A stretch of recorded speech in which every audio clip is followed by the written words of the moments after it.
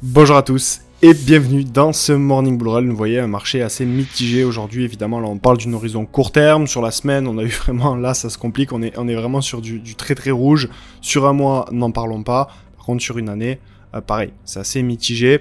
On a quand même de nombreuses cryptos, et c'est important à noter, qui ont perdu moins 60, moins 70, moins 80% sur un an, ce qui est assez énormissime. Alors évidemment, c'est la moyenne sur l'année. Évidemment qu'il y a plein de moments où on aurait pu prendre des profits, mais le but, ce n'est pas de parler du passé, c'est de parler de l'avenir et de qu'est-ce qu'on va faire maintenant. Dans cette vidéo, nous allons parler des whales, nous allons voir qu'elles accumulent énormément de Bitcoin. On va se baser sur des datas factuelles pour comprendre ce qui nous attend au niveau du marché. On va parler d'opportunités sur les crypto-monnaies via l'étude de cas de XRP, parce qu'il y a une news qui est tombée justement sur XRP, il y a des rumeurs qui circulent, on voit tout ça, let's go. Alors avant de parler justement des whales et de ce qui se passe actuellement sur XRP, je voulais vous lire ce tweet de CZ qu'il a publié le 11 mars et qui dit, qui résume un petit peu la situation, la vision qu'on a. On rabâche sans cesse qu'il faut avoir une vision long terme, ne pas être basé sur ce qui se passe sur le court terme, que tout est bullish sur une construction de marché sur du long terme, et il a parfaitement résumé la situation. Vous savez ce que certaines personnes disent, oh il a tellement de chance d'avoir acheté des bitcoins si tôt. Eh bien, c'est ce que vous ressentez maintenant, c'est la douleur que nous avons dû endurer pendant plusieurs mois auparavant. Tenir jamais facile. Et évidemment, dans quelques mois, dans un an, dans 2 ans, la majorité des personnes qui vous traitez de fou vous diront que vous avez eu de la chance. Et là, je m'adresse à vous parce que, évidemment, c'est assez compliqué de tenir en cette période. Évidemment, il y a des personnes pour qui ça l'est moins, des personnes pour qui ça l'est plus. Il y a des personnes qui sont rentrées très récemment sur le marché crypto. Mais quand on dézoome, encore une fois, je vais pas vous refaire tous les morning bull run qu'on a fait justement cette semaine, mais quand on arrive à dézoomer, eh bien, on voit que la situation est beaucoup plus belle que ce que la majorité des personnes peuvent penser. On va passer tout de suite au whale, et là, c'est un indicateur, c'est une data dont on va parler aujourd'hui, c'est le Bitcoin Total Balance and Balance Change of Large Holder, donc les personnes, tout simplement, les whales qui ont entre 1000 et 10 000 Bitcoin, ce qui représente entre 80 millions et 800 millions au cours actuel. Et donc, ce graphe, il permet d'étudier un petit peu leur comportement, comment elles se comportent sur le marché. On va voir qu'il y a des choses assez intéressantes à noter. Donc déjà, la première chose, alors je vous fais le graphe. En blanc ici, vous avez le prix du Bitcoin. En violet, vous avez tout simplement le total balance, donc le total des personnes qui détiennent entre 1000 et 10 000 Bitcoin, la balance totale en justement nombre de Bitcoin. Et vous avez en bleu ici les variations sur 30 jours au niveau des achats et des ventes. Et ce qu'on voit très clairement, c'est que tout simplement au cours des 30 derniers jours, eh bien, on a un marché, vous le voyez ici en blanc, on a un prix du Bitcoin qui chute énormément. On a énormément de personnes qui paniquent, il y a énormément de rumeurs. Il y a certaines personnes qui partagent sur les réseaux sociaux que c'est la fin, que c'est le début du bear market, etc. Mais en attendant, sur les 30 derniers jours, la correction a été extrêmement violente et on a une explosion ici en violet de la balance totale, donc les nombres de whales, les personnes qui détiennent entre 1000 et 10 000 Bitcoin qui est en train d'exploser. Donc tout simplement, qu'est-ce que ça veut dire? Ça veut dire que lorsque tout le monde panique, eh bien ces whales accélèrent l'accumulation. Pourquoi? Parce que c'est toujours une question d'offre et de demande, de contrepartie acheteuse, de contrepartie vendeuse. Vous avez énormément de personnes au vu de la situation actuelle qui paniquent et qui vendent. On le voit d'ailleurs sur les volumes. J'aurais pu vous mettre également les volumes sortant sur les ETF, parce que les ETF, c'est tout simplement, c'est pas les institutions, c'est les clients des institutions qui achètent et qui vendent. Donc on a des volumes de sortie qui sont extrêmement importants. On a des particuliers qui vendent. L'accumulation de positions pour ces whales qui ont des centaines de millions, voire des milliards à injecter sur le marché, eh bien, elles peuvent pas le faire en une fois, donc ça prend du temps. Mais on voit que dès qu'il y a des grosses corrections comme on est en train de vivre actuellement, en tout cas, ceux qui ont les algorithmes, ceux qui ont le plus de data, le plus de capitaux, le plus de contacts, le plus de réseaux, etc., ben eux, tout simplement, ils sont en train de faire quoi? Les investisseurs intelligents, ils sont en train tout simplement d'accumuler, et donc c'est un signal extrêmement fort pour les prochaines semaines et pour les prochains mois. C'est le même graphique que je vous ai mis, mais sauf que là, je vous l'ai mis sur le mois en cours, donc depuis tout simplement début mars, et on voit que on a clairement une explosion de l'achat réalisé par ces whales. Et je vous l'ai fait également en enlevant justement le 30-day change, donc les achats et les ventes des whales, et je vous ai mis juste la totale balance avec le prix du Bitcoin, et on voit que depuis le début de l'année 2024, depuis janvier 2024, eh bien on a une courbe, donc la courbe violette qu'il faut regarder ici, une courbe, une balance totale tout simplement un nombre de whales qui détiennent entre 1000 et 10 000 Bitcoin qui ne fait qu'augmenter. Et donc ça prouve bien qu'on a les plus gros institutionnels, les plus gros investisseurs, les plus grosses baleines qui sont en train d'accumuler du Bitcoin, et encore une fois, c'est pas pour rien. Allez, on passe maintenant à la news qui vient de tomber concernant XRP. Alors, c'est pas vraiment une news, c'est plus des rumeurs, mais évidemment, il n'y a jamais de fumée sans feu, et il est probable, en tout cas, c'est ce qu'a avancé Eleanor Terrett, que XRP, le procès qui oppose XRP à la SEC, soit terminé. Donc d'après elle, je vais vous le traduire en français, deux sources bien placées lui auraient indiqué justement que l'affaire est en train de se terminer. Et donc évidemment on va pas lire tout le pavé, mais l'idée c'est de comprendre que il y a encore une fois, c'est toujours tous les jours des petites news, mais qui, encore une fois, c'est les petites pierres qui font les grosses montagnes, qui accumulées vont faire une énorme montagne de fonda, une énorme montagne extrêmement solide et robuste qui représente évidemment le marché des cryptos. On a tout qui est en train de se mettre en place et c'est assez fou de voir à quel point quand on vient gratter un petit peu toutes les news tous les jours, on se rend compte finalement que le marché est tout simplement en train de prendre en solidité. Et on peut aller également regarder, c'est ce que je voulais faire avant de terminer ce Morning Bull Run et de laisser la place à Apollo Taurus, aller regarder un petit peu le market cap de XRP, parce que j'ai beaucoup de personnes qui me disent ouais mais Moon, je veux pas acheter des cryptos trop capitalisés parce qu'elles ne vont pas pouvoir réaliser de performance.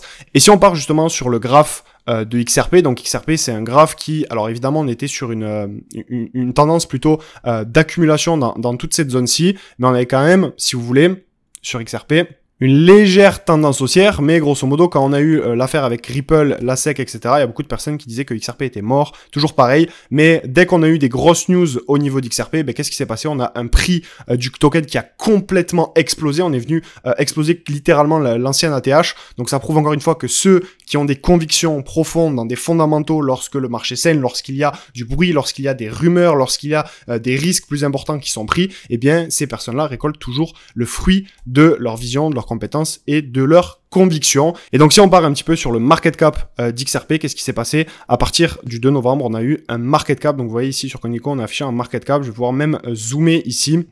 On a un market cap qui est passé de tout simplement 30 milliards à un top à 190 milliards. Donc on va s'approcher tout doucement des 200 milliards. Donc ça fait pratiquement un x7 sur le token, alors qu'on était sur un token qui était capitalisé à 30 milliards de market cap. Et donc évidemment, si vous vous dites que le projet est trop capitalisé, j'investis pas, je préfère investir dans des toutes petites crypto-monnaies, dites-vous que on a un marché qui s'institutionnalise, que les capitaux vont se diriger évidemment vers les projets solides et que évidemment il y aura une alt season bien plus tard et que c'est là où vos petits projets vont pouvoir potentiellement s'apprécier. Mais d'abord on aura une vague sur Ethereum et en tout cas c'est ma conviction profonde sur Ethereum et sur les gros projets solides via certaines news, via certaines grosses narratives, via de la liquidité qui va être injectée sur certains secteurs. Et donc pour moi les prochains projets qui vont vraiment s'apprécier sur une horizon de temps court moyen terme, c'est vraiment les gros projets solides. Donc pour moi, c'est Ether et tous les leaders un petit peu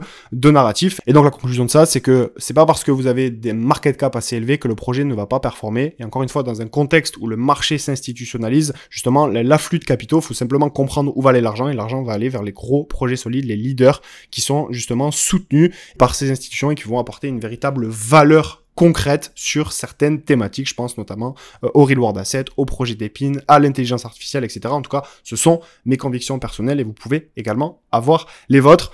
Si ce genre de contenu vous intéresse, n'hésitez pas à rejoindre le canal Telegram spécialement dédié à la crypto. Le lien est en description. Et je vous dis quant à moi, à demain pour un autre Morning Bull Run. Et je laisse la place à Apollo Taurus pour la partie analyse technique. Cher Taurus, bonjour, ici Apollo, heureux de vous retrouver sur ce point technique.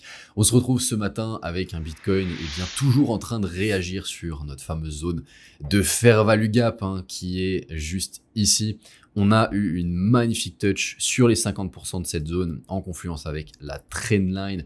Si on descend sur du daily, souvenez-vous, je vous parlais de cette zone de fair value gap baissière. On se méfiait de voir finalement une réaction sur cette zone pour aller chercher un nouveau plus bas. Sur la journée d'hier, on a retesté cette zone et on a effectivement réagi, mais on s'est arrêté ici. Donc on a échoué à faire finalement un nouveau plus bas sur cette fair value gap. Donc là, on va pouvoir potentiellement venir casser cette zone, tout simplement, pour aller chercher plus haut. Et ici, on aura tout de même ce niveau de bloc à venir chercher. Si jamais on vient être rejeté par cette zone et finalement créer un nouveau plus bas, on aurait la zone de support qui se trouve ici sur les 70 000. Alors, cette zone de fair value gap qui viendrait potentiellement être comblée à 100%. Et par la suite, on a cette zone ici de bloc sur les 70-68 000.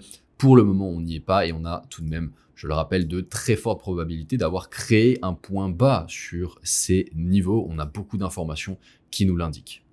Et encore une fois, tout va dépendre de finalement si on est rejeté dans toute cette zone ou pas. À partir du moment où on viendra casser cette zone, notamment faire une nouvelle touch sur la trendline qui est déjà, je le rappelle, énormément fragilisée avec toutes ces touches ici, et bien là, on pourrait voir une accélération sur Bitcoin et l'ensemble du marché pour tout simplement repartir sur des nouveaux plus hauts.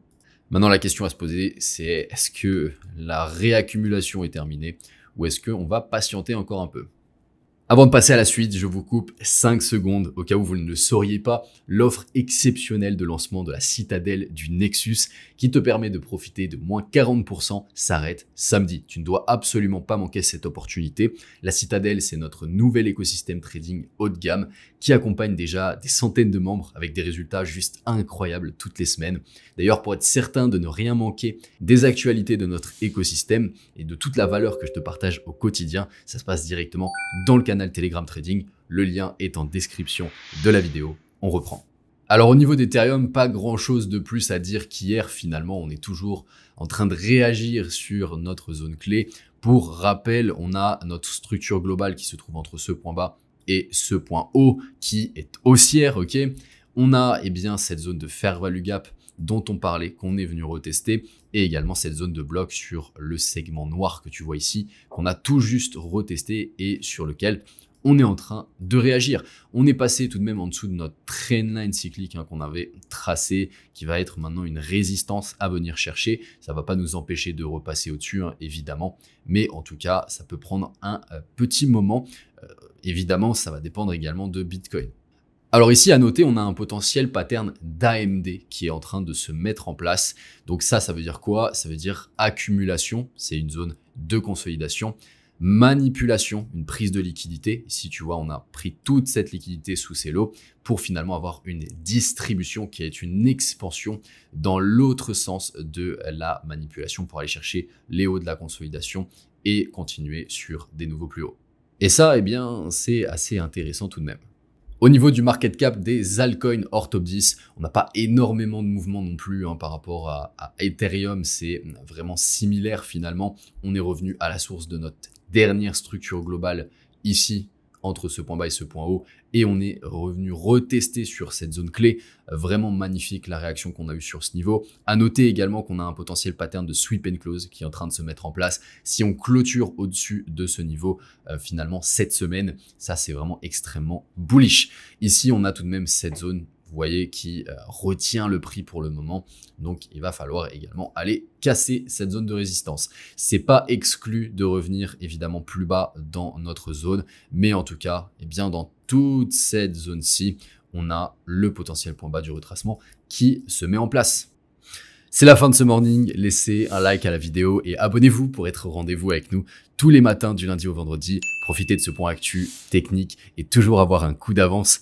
Je vous souhaite une belle matinée. C'était Apollo. Ciao, ciao.